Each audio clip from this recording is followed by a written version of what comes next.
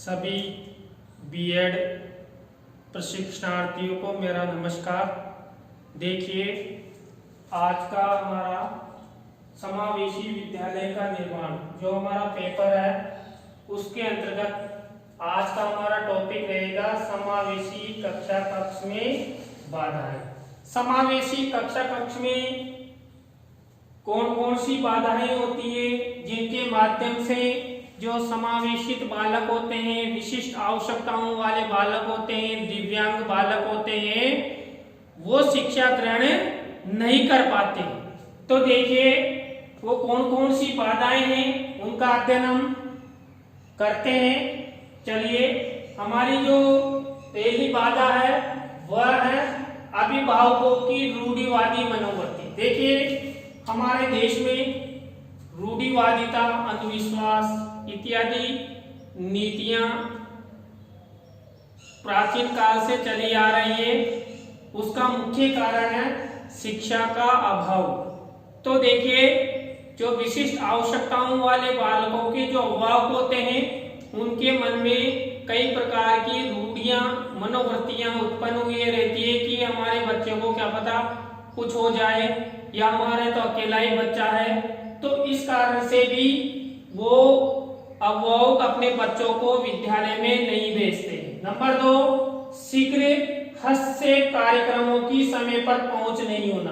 देखिए, जो समावेशित बालक होते हैं या विशिष्ट आवश्यकताओं वाले बालक होते हैं उनके लिए कई कार्यक्रम, कई योजनाएं सरकार द्वारा चलाई जाती है, लेकिन वो समय पर बच्चों को नहीं मिल पाती है। अभी मान लीजिए छात्रवृत्ति कार्यक्रम होता है, लेकिन बच्चों को वो छात्रवृत्ति 6-6 महीने, 12-12 महीने बाद मिलती है। इस कारण वो आर्थिक समस्याओं से जूझ पड़ते हैं। समय पर उन्हें पुस्तकें उपलब्ध नहीं होती है, उनके लिए जो आवश्यक उपकरण है वो समय पर उपलब्ध नहीं हो पाते। वित्तीय समस्या, देखिए जो वित्तीय समस्या है वो वित्तीय समस्या अभिभावकों से संबंधित भी होती है और विद्यालय से संबंधित भी होती है। अभिभावकों की वित्तीय समस्या होने के कारण वो अपने बच्चों को समावेशी कक्षा कक्ष यानी पढ़ने के लिए नहीं भेजते, और विद्यालय की वित्तीय समस्या होती है तो आवश्यक जो संसाधन है विशेष आवश्यकताओं वाले बच्चों के लिए उपलब्ध कराने के लिए वो समय पर उपलब्ध नहीं हो पाते हैं।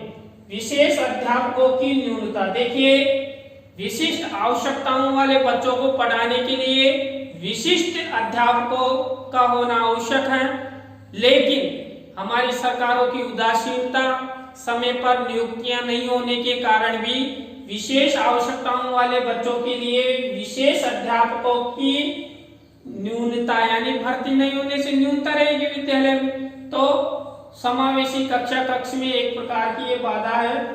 प्रशिक्षण का अभाव, देखिए जितने भी कर्मचारी होते हैं, अध्यापक होते हैं, वो विशेष आवश्यकताओं वाले बच्चों को पढ़ाने के लिए उन्हें विशेष प्रशिक्षण की व्यवस्था होती है, उन्हें विशेष प्रशिक्षण लेना होता है, लेकिन विशेष प्रशिक्षण का कई जगह अभाव पाया जाता है। उसके कारण भी समावेशी कक्षा कक्ष में बाधा होती है।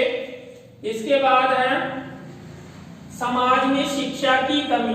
देखिए, आप सभी को पता है हमारे देश में शिक्षा का प्रतिशत बहुत कम मात्रा में बढ़ रहा है, लोग शिक्षा की तरफ कम ही जा रहे हैं, लेकिन फिर भी वर्तमान समय में शिक्षा का अच्छा प्रचार प्रसार हो रहा है, लोग शिक्षा की ओर बढ़ रहे हैं। लेकिन जो समाज में अगर शिक्षा की कमी रहेगी तो समावेशी कक्षा कक्ष में शिक्षा प्राप्ति में बाधा रहेगी। इसके बाद है शिक्षकों का पूर्ण सहयोग का अभाव। देखिए, जो समावेशित बालक होते हैं, विशेष आवश्यकताओं वाले बालक होते हैं, उनके प्रति अगर अध्यापक पूर्ण रूप से सहयोग करेगा तो समावेशित जो बालक हैं वो समावेशित कक्षा कक्ष में पढ़ने को आएंगे, नहीं तो नहीं आएंगे। इसलिए अध्यापक को समावेशित बालक या विशिष्ट आवश्यकताओं वाले बालकों पर पूर्ण सहयोग प्रदान करना चाहिए।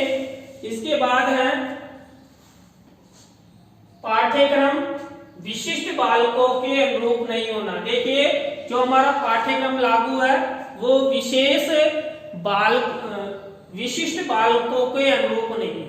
देखिए सामान्य बालक तो कोई सा भी पाठ्यक्रम हो उसको पढ़ सकता है, लिख सकता है, मूल्यांकन परीक्षा दे सकता है, लेकिन जो विशिष्ट बालक होते हैं वो सामान्य बालकों की तरह नहीं होते हैं, आप सभी जानते हैं। तो पाठ्यक्रम उनके अनुकूल होना चाहिए जिससे वो भी अच्छी अपनी प्रगति कर सके, परीक्षा दे सके। इसके बाद शिक्षण विधियों का विशिष्ट बालकों के अनुकूल नहीं होना। देखिए जो हमारी पढ़ाने की जो शिक्षण विधियां होती है वो विशिष्ट बालकों के अनुरूप होगी तो कक्षा कक्ष में बाधा नहीं आएगी।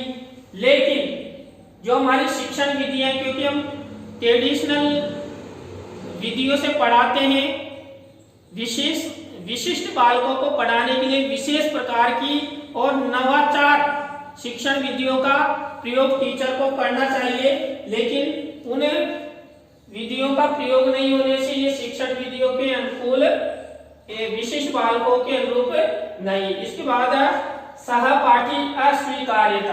देखिए आपने देखा होगा कि एक कहावत भी सब अच्छों के लागू होते हैं। तो जो विशेष आवश्यकताओं वाले बालक है या विशिष्ट बालक होते हैं उनके कोई भी सहपाठी बनना नहीं चाहता, यानी कि जो कक्षा के सहपाठी है वो उनको स्वीकार नहीं करते हैं। तो समावेशी कक्षा कक्ष में सहपाठी अस्वीकार्यता भी एक प्रकार की बाधा है। इसके बाद विद्यालय नीतियों में भेदभाव। देखिए आपने देखा होगा कई विद्यालय ऐसे होते हैं तो इस प्रकार के बच्चों को प्रवेश नहीं देते, वो सामान्य विद्यार्थियों के अनुसार ही प्रवेश के नियम इन बालकों पर लगाते हैं। इस कारण से भी समावेशी कक्षा कक्ष में बाधाएं होती। इसके बाद मार्गदर्शन एवं परामर्श की अनुपलब्धता।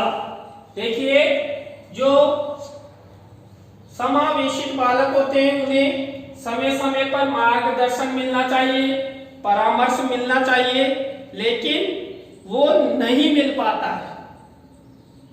उसका एक बड़ा रीजन ये है कि कईयों के तो माता पिता अनपढ़ रहते हैं, रूढ़िवादी मनोवृत्ति के हैं, तो और विद्यालय में उनको मिलना चाहिए तो वो नहीं मिल पाता है, क्योंकि विद्यालयों में विशेष अध्यापकों की या जो निर्देशन एवं परामर्श के शिक्षक होते हैं उनकी उपलब्धता नहीं होती है।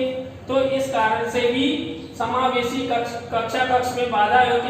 बाधा युक्त वातावरण। देखिए जब समावेशित बालक या विशिष्ट बालक विद्यालय में पढ़ने के लिए घर से चलेगा तो हमारे देश का कई जगह वातावरण दूषित भी, बालिकाओं के साथ कुकृत्य किए जाते हैं कहीं भी, तो और इस प्रकार के जो बालक बालिका होते हैं उनके साथ ज्यादा ही किया जाता है।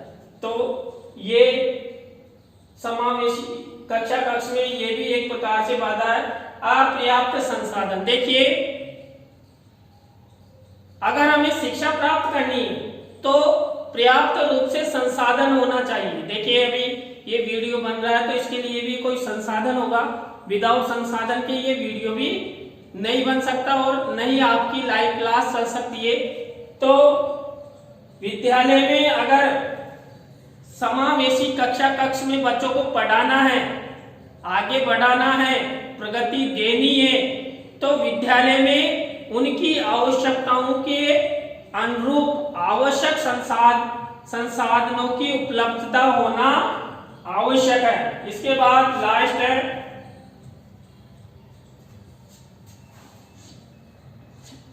शिक्षा विभाग द्वारा समय समय पर जांच का अभाव। देखिए हमारा जो शिक्षा विभाग है उसमें भी उदासीनता दिखाई देती है। अगर मान लीजिए ऐसे विद्यालय हैं जहां विशिष्ट आवश्यकताओं वाले बालक बालिका पढ़ते हैं तो शिक्षा विभाग के जो अधिकारी होते हैं, शिक्षा मंत्री होते हैं, उन्हें समय समय पर जाकर ऐसे विद्यालयों की जांच करना चाहिए कि इस प्रकार के बालकों को आवश्यक सेवाएं, आवश्यक सुविधाएं, आवश्यक संसाधन, आवश्यक उपकरण आदि दिए जा रहे हैं या नहीं दिए जा रहे हैं। अब ये अधिकारी जांच करने के लिए नहीं जाएंगे तो वहां जो विद्यालय होगा तो उनमें भी उदासीनता आ जाएगी इन बच्चों के प्रति। तो कुल मिलाकर इन सब कारणों से समावेशी कक्षा कक्ष में बाधा उत्पन्न होती है। अगर इन सब समस्याओं को खत्म कर दिया जाए तो समावेशी कक्षा कक्ष में अच्छे से चल सकता है, बच्चे पढ़ सकते हैं। तो देखिए ये आपकी परीक्षा की दृष्टि से बहुत अच्छा प्रश्न है। तो ये प्रश्न दो तरीके से आ सकता है कि समावेशी कक्षा कक्ष में कौन कौन सी बाधाएं, तो आप ये सब बाधाएं लिख सकते हैं। और प्रश्न यह आ सकता है कि समावेशी कक्षा कक्ष में जो बाधाएं उत्पन्न होती है उनको दूर करने के उपाय बताइए। तो इन्हीं को आप उपायों के रूप में लिख सकते हैं। तो आज के लिए बस इतना ही, अगली लाइव क्लास में फिर मिलेंगे। Thank you, bye.